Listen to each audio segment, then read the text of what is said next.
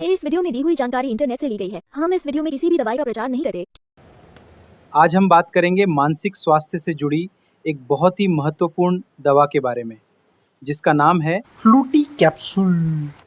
ये दवा मुख्य रूप से डिप्रेशन, घबराहट और ओसीडी जैसी मानसिक समस्याओं को ठीक करने के लिए डॉक्टरों द्वारा दी जाती है। आज के इस वीडियो में हम समझेंगे कि ये दवा कैसे काम करती है, इसे लेने का सही तरीका क्या है और किन बातों का ध्यान रखना चाहिए। तो वीडियो को पूरा ज़रूर देखें। सबसे पहले जानते हैं कि इस कैप्सूल में आखिर क्या है। तो दोस्तों, ये एक एंटी डिप्रेशन दवा है।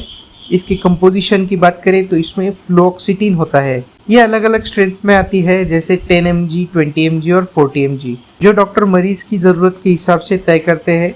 यह दवा सेरोटोनिन के लेवल को बैलेंस करके काम करती है। बात करते हैं कि ये टैबलेट शरीर में जाकर काम कैसे करती है। हमारे दिमाग में नसों के बीच सिग्नल पहुंचाने के लिए सेरोटोनिन नाम का एक नेचुरल केमिकल होता है। जब किसी को डिप्रेशन या एंजाइटी होती है तो दिमाग में सेरोटोनिन का लेवल कम हो जाता है या वह नसों द्वारा जल्दी सोख लिया जाता है। इस कैप्सूल में मौजूद फ्लुओक्सिटिन एक सिलेक्टिव सेरोटोनिन रीअपटेक इनहिबिटर है। यह दवा सेरोटोनिन को जल्दी सोखे जाने से रोकती है, जिससे दिमाग में सेरोटोनिन का लेवल बढ़ता है। इससे मूड बेहतर होता है, चिंता कम होती है और व्यक्ति अच्छा महसूस करता है। इस कैप्सूल को डॉक्टर्स इन मुख्य समस्याओं में प्रिस्क्राइब करते हैं।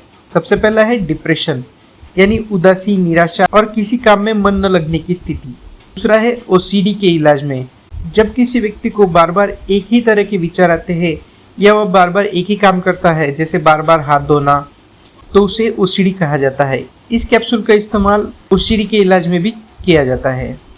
तीसरा है पैनिक डिसऑर्डर, यानी अचानक से बहुत ज़्यादा घबराहट होना, डर लगना।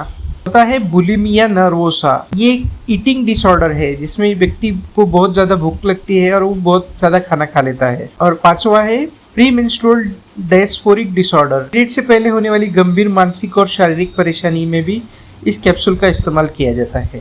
अब बात करते हैं इसे लेने का सही तरीका और डोज। इस दवा का पूरा फायदा तभी मिलता है जब इसे सही नियम से लिया जाए। सबसे पहला नियम है, इस दवा को कभी भी अपनी मर्जी से शुरू या बंद न करें, ये डॉक्टर की सलाह से ही ली जाती है। दूसरा है, आमतौर पर इसकी डोज दिन में एक ही बार लेने की सलाह दी जाती है, क्योंकि लोगों को इससे नींद आ सकती है, तो डॉक्टर इसे रात को लेने को कह सकते हैं, या कुछ लोगों को ये दिन में भी लेने की सलाह दी जाती है। तीसरा है, आपको डॉक्टर के बताए अनुसार बिना एक भी दिन छोड़े रोजाना लगातार इसे एक ही समय पर लेना है। चौथा है, कैप्सूल को पूरा निगले या चबाए नहीं।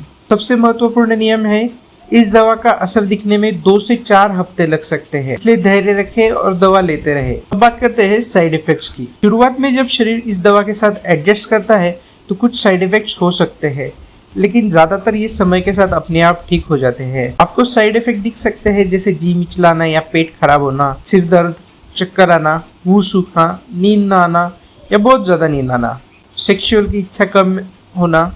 अगर ये लक्षण बहुत ज़्यादा परेशान करते हैं तो अपने डॉक्टर से ज़रूर बात करें।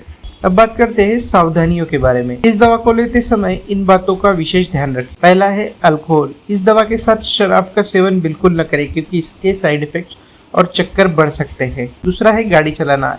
इस कैप्सूल से सुस्ती या चक्कर आ सकते हैं, इसलिए दवा लेने के बाद शुरुआती दिनों में गाड़ी चलाने या मशीनरी पे काम करने से बचें। तीसरा है दूसरी दवाइयाँ। अगर आप कोई दूसरी दर्द की दवा, खून पतली करने की दवा या कोई मानसिक रोग की दवा ले रहे हैं तो डॉक्टर को ज़रूर बताएं, क्योंकि इनका आपस में खतरनाक रिएक्शन हो सकता है। चौथा है लत। ये दवा आमतौर पर हैबिट फॉर्मिंग नहीं मानी जाती, लेकिन फिर भी इससे डॉक्टर की सलाह के बिना अचानक बंद न करें, वरना विड्रॉल सिम्टम्स हो सकते हैं। तो दोस्तों, ये थी इस टैबलेट की पूरी और सटीक जानकारी। याद रखें, मानसिक स्वास्थ्य भी शारीरिक स्वास्थ्य जितना ही महत्वपूर्ण है। अगर आप या आपका कोई अपना तनाव या चिंता से जूझ रहा है तो डॉक्टर से परामर्श करने में झिझके नहीं। अगर आपका कोई सवाल है तो कमेंट बॉक्स में ज़रूर पूछें, और ऐसी ही सही मेडिकल जानकारी के लिए हमारे चैनल फार्मा सेवा को सब्सक्राइब करना न भूलें।